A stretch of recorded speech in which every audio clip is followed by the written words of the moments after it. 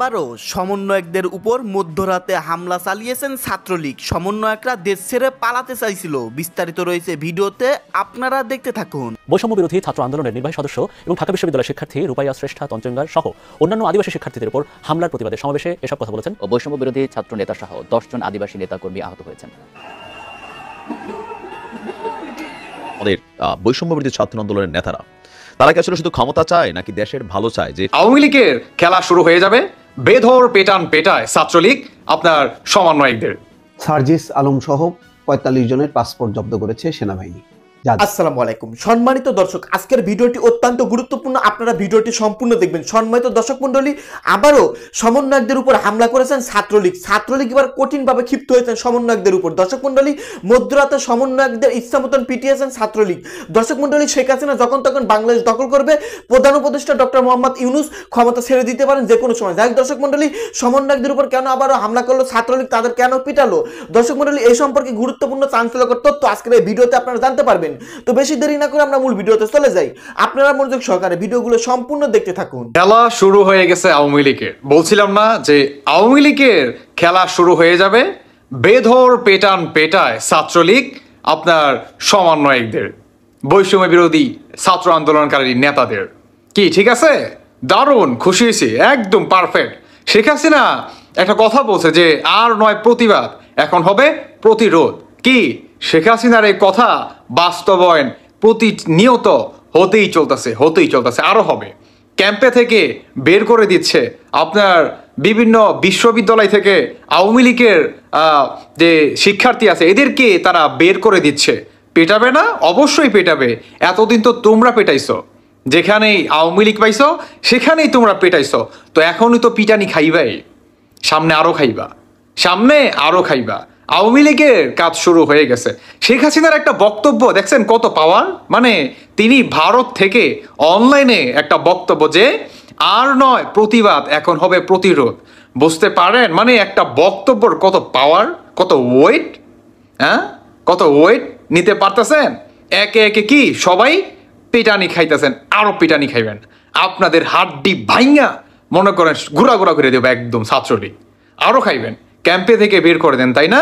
আওয়ামী লীগের উপর দখলবাজিতা করেন। এখন কেন আপনার হাত পা ধরেন? এদেরকে উপরে ফেলে দিতে হবে, এদেরকে শেষ করে দিতে হবে, এদেরকে কঠিনভাবে শায়েস্তা করতে হবে। পারবেন কঠিনভাবে শায়েস্তা করার? আপনাদেরকে যে কিভাবে শায়েস্তা করতে হয় সেটা মনে করেন ছাত্রলীগ খুব ভালোভাবেই জানে।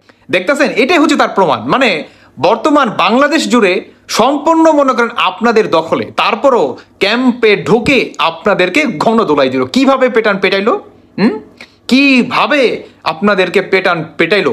বর্তমান যেখানে আওয়ামী লীগের কোনো অস্তিত্বই নাই বাংলাদেশে, কল্পনা করতে পারেন? একটাবার লজিক্যালি ভাবেন, আওয়ামী লীগের তো কোনো অস্তিত্বই নাই, তারপরও আপনাদের এইভাবে মনে করেন বেধরভাবে পেটাইলো। মানে আপনাদের হাড্ডি ভাঙ্গা ফেলাইছে একেবারে।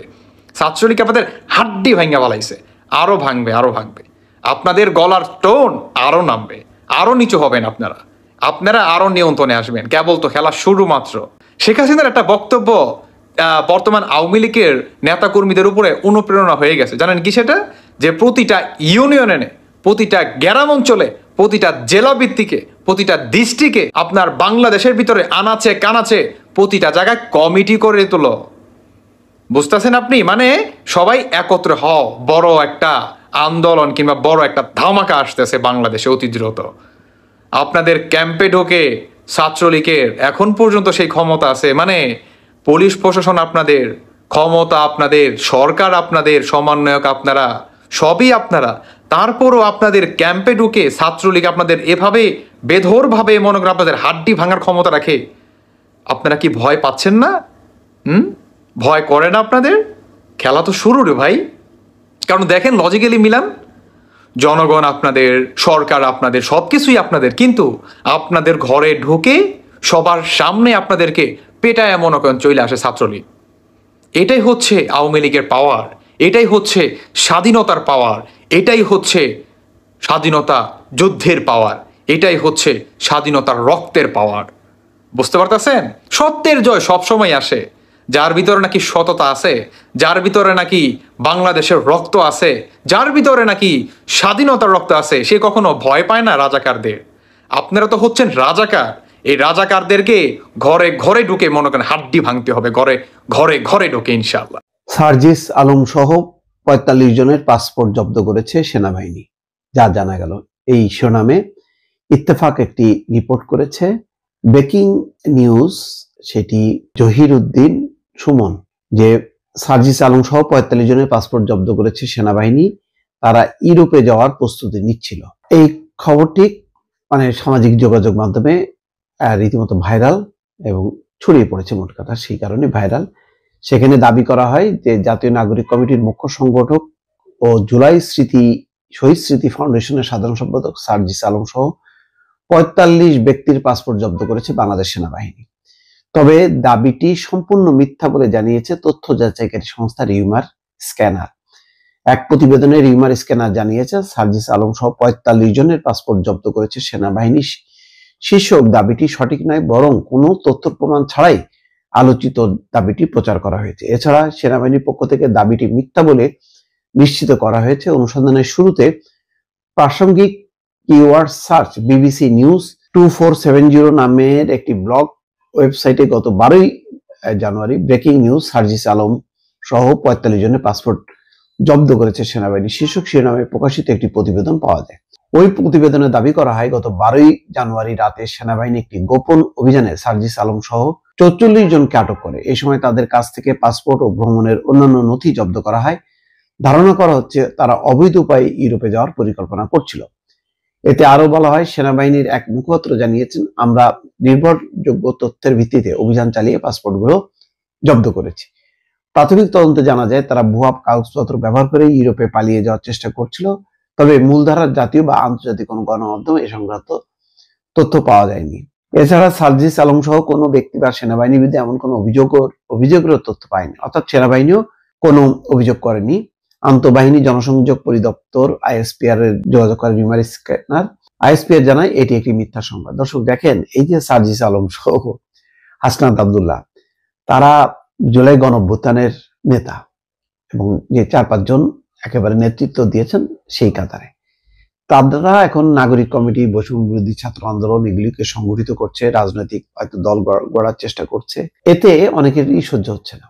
তাদের সাথে বিএনপি বা অন্যদের মতভেদ থাকতে পারে, এটা সত্য, কিন্তু শেখ হাসিনার পতনে তারা যে একেবারে প্রাণপণ লড়েছে, জীবনের বিনিময়ে বলতে গেলে জীবনকে বাজি রেখে তারা লড়াই করেছে, এটা তো সত্য, এই ব্যাপারে কোনো মিথ্যা নেই। সুতরাং আজকে তাদেরকে একটু অসম্মানিত করা, তাদেরকে খাটো করা, একটা বিভ্রান্তি তৈরি করা সমাজে, এই কাজগুলি খুবই পরিকল্পিতভাবে মহল বিশেষ করে যাচ্ছে।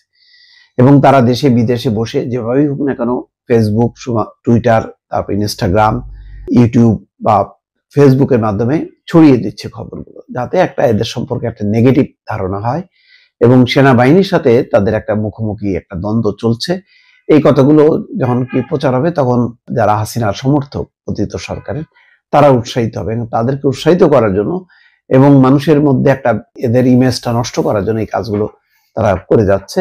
বেশ অনেক দিন থেকে নানা রকম খবর দিচ্ছে, এটা হয়তো তারই একটি অংশ। দর্শক, এই প্রথমবারের মতন বিএনপি এবং জামাত ইসলামকে ক্ষমতা লোভী হিসাবে আখ্যায়িত করেছে আমাদের বৈষম্য বিরোধী ছাত্র আন্দোলনের নেতারা। তারা কি আসলে শুধু ক্ষমতা চায় নাকি দেশের ভালো চায়, যে সংস্কারগুলো না করেই তারা নির্বাচনের জন্য চাপ দিচ্ছে? তাদের আসলে উদ্দেশ্যটা কি, এই সম্পর্কে আজকে একটা ব্রিফ করেছে সার্জিস আলম।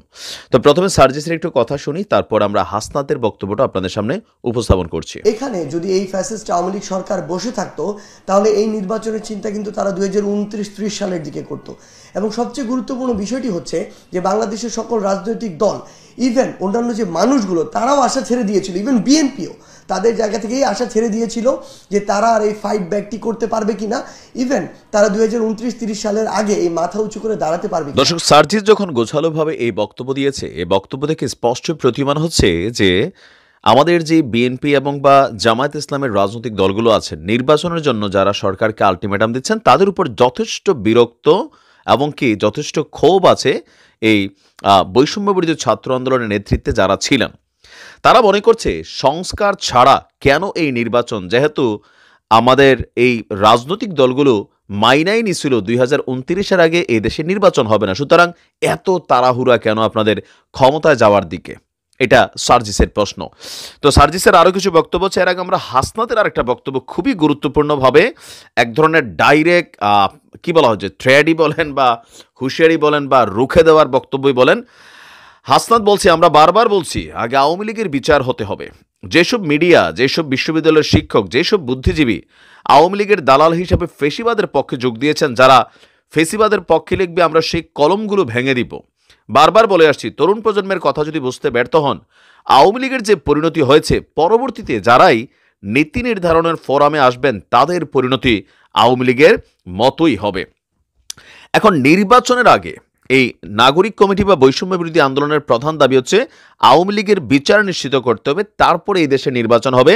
রাষ্ট্রের অতি গুরুত্বপূর্ণ সংস্কারগুলোকে এই সুযোগে করে নিতে হবে, আর যদি এটা এখন করা না হয় তাহলে কখনোই করার সুযোগ নাই। বিএনপি এবং জামাত ইসলামের মধ্যে যে নির্বাচনমুখী একটা অ্যাক্টিভিটিজের মধ্যে আমরা দেখেছি আজকে সম্ভবত বিএনপির একটা জরুরি বৈঠক হয়েছে। সেখানে তারা বলছে যে এই বছরের মাঝামাঝি মানে মে জুনের দিকে বড় ধরনের একটা আন্দোলনে যাবে, নির্বাচনকে এই বছরের মাঝামাঝি করার জন্য সর্বোচ্চ 2025-এর ডিসেম্বরের মধ্যে নির্বাচন সরকারকে দিয়ে দিতেই হবে। তো ডক্টর মোহাম্মদ ইউনূসের সরকার তারা সরাসরি কোনো কথা না বললেও তাদের ভাষাগুলোই বৈষম্য বিরোধী ছাত্র আন্দোলনের এই সার্জিস হাসনাতরা তাদের মুখ দিয়ে কিন্তু আমরা দেখছি যে এটা বের হচ্ছে। এখন প্রশ্ন হচ্ছে, বৈষম্য বিরোধী ছাত্র আন্দোলনের যে দাবি, সেই দাবির সাথে আপনাদের কি মনে হয় যে এই সংস্কারের ইস্যুটা আসলে এটা কত বছর লাগবে? এই সংস্কারের মধ্যে কি কি হবে? বা গত 6 মাস যাবত এই সরকার যখন আছে তখন জনজীবনের উপর যে চাপগুলো তৈরি হচ্ছে সেগুলো আসলে কোন পথে যাবে? পাশাপাশি প্রতিবেশী রাষ্ট্র ভারত তারা বলছে নির্বাচিত সরকার ছাড়া এই ইউনূসের সরকারের সাথে তাদের স্বাভাবিক সম্পর্ক বিরাজমান হবে না। আবার ছাত্রদের যে দাবির মধ্যে কিছু ঝামেলাযুক্ত যেই জায়গাতে বিএনপির সাথে তৈরি হচ্ছে বা জামাতের সাথে তৈরি হচ্ছে, সেটা হচ্ছে 72-এর সংবিধান এবং আওয়ামী লীগের রাজনীতি নিষিদ্ধকরণ এবং আওয়ামী লীগের বিচার নিশ্চিতকরণ, তারপরে সংস্কারের সাথে সাথে এরপরে হবে নির্বাচন। কিন্তু সিস্টেম বলছে এই জিনিসগুলো 2-4-5 দিনের মধ্যে বা 6 মাসে করা সম্ভব না, কারণ শেখ হাসিনার তো ভারত ফেরতই দিবে না। বাংলাদেশ থেকে যতগুলো আওয়ামী লীগের নেতাকর্মী ভারত পালাই গেছে এদেরকেও ভারত ফেরত দিবে না, বা এই সরকার চাইলে আনতে পারবে না। তাহলে আপনার এই বিচারটা আসলে কয় বছর লাগাইয়া হবে? এখন ছাত্রদের ভাষায় 2029 পর্যন্ত তো আপনারা মাথা উঁচা করে দাঁড়ানোর সাহস ছিল না বা সাহসও করতেন না। যদি আমরা সামনে আগে না আসতাম তাহলে আমরা 2029-এর আগে এখনো লম্বা সময় আছে, কেন এত তাড়াহুড়া করতেছেন? এখন আসলে যত ঝামেলার মূল ঝামেলা হচ্ছে এই সংস্কারটা আসলে ঠিক কতটুকু হবে, কত মাস সময় লাগবে, এত মাস সময় পর্যন্ত সরকারকে নির্ধারিত করে দিতে পারছে না। বিএনপির মনে হচ্ছে যে এই লম্বা সময়ের মধ্যে তাদের নেতাকর্মীরা বিভিন্ন জায়গায় যে ধরনের ঘটনা ঘটছে তারা প্রশ্নের সম্মুখীন হচ্ছে। এর পাশাপাশি এই অন্তর্বর্তী সরকার -2-3 ফর্মুলাতে যাবে কিনা এটাও একটা মনে মনে সন্দেহ আছে। জামাতও কিন্তু ওই ক্রাইটেরিয়াতে চিন্তা করতেছে। তো সব কিছু মিলিয়ে এই প্রথমবারের মতন বিএনপি এবং জামাতকে নিয়ে আমরা দেখছি আমাদের বৈষম্য বিরোধী ছাত্র আন্দোলনের নেতারা নানান ধরনের বক্তব্য দিচ্ছেন। আপনি কি মনে করেন সংস্কার কতদিন পর্যন্ত হওয়া উচিত? নির্বাচন আসলে কবে দেওয়া উচিত? সম্মানিত দর্শক, আপনারা বিস্তারিত ভিডিওতে দেখতে পারলেন চাঞ্চল্যকর তথ্য। কঠিনভাবে ক্ষিপ্ত হয়েছিলেন ছাত্রলীগ আবারও ভয়ঙ্কর রূপে ফিরতেছেন। শেখ হাসিনা বাংলাদেশ আবারও দখল করবেন, কারণ সমন্বয়কদের উপর বারবার হামলা করা হচ্ছে। দেখেন দর্শক শ্রোতা, সমন্বয়কদের উপর আবারও হামলা করা হয়েছে মধ্যরাতে। আপনারা বিস্তারিত প্রমাণ সহকারে ভিডিও ক্লিপে প্রতিবেদন দেখতে পারলেন। দর্শক মন্ডলী, এই প্রতিবেদনের ভিত্তিতে আজকের এই ভিডিওটি বানানো। যাই দর্শক মন্ডলী, এই সম্পর্কে নতুন করে আর কিছুই বলার নেই। আপনারা ইতিমধ্যে সকল কিছু ইনফরমেশন জেনে গেছেন। সমন্বয়কদের উপর বারবার হামলা চালানো হচ্ছে, সমন্বয়করা মহা বিপদে পড়তে চলেছেন। সমন্বয়করা নাকি দেশ ছেড়ে পালানোর জন্য প্রস্তুতি নিচ্ছিলেন। যাই দর্শক মন্ডলী, এই সম্পর্কে গুরুত্বপূর্ণ তথ্য পেয়ে গেলেন। এই সম্পর্কে যদি আপনারা কিছু বলতে চান, আপনাদের গুরুত্বপূর্ণ মতামত ভিডিওর কমেন্ট বক্সে অবশ্যই ঝটপট জানিয়ে দিবেন। ভিডিওর সঙ্গে সম্পূর্ণ আকারে থাকার জন্য আপনাদের সবাইকে অসংখ্য ধন্যবাদ।